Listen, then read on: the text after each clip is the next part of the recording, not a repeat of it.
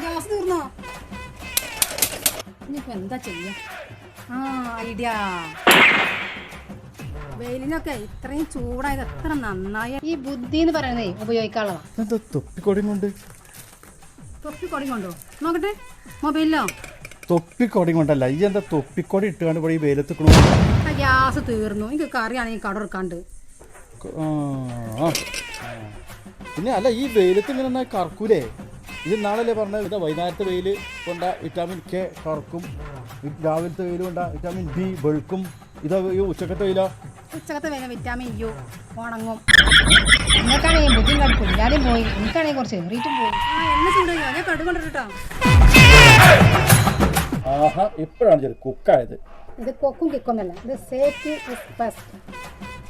ഞങ്ങൾ കടുകാണ് വറക്കാൻ പോകുന്നത്, അതും ഈ വെയിലത്ത്, കൊടും വെയിലത്ത്. കടുക് മുഖത്തേക്ക് തെറിക്കണാണല്ലേ? ഇത് കടുക് മുഖത്ത് കേൾക്കണം. എൻ്റെ കണ്ണൊക്കെ ചാടേണ്ടതായിരിക്കണം, ബുൾസൈ ആവേണ്ടതായിരിക്കും.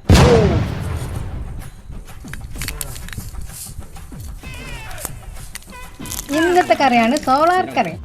അപ്പൊ ഇത് കറിക്ക് ഒഴിക്കട്ടെ.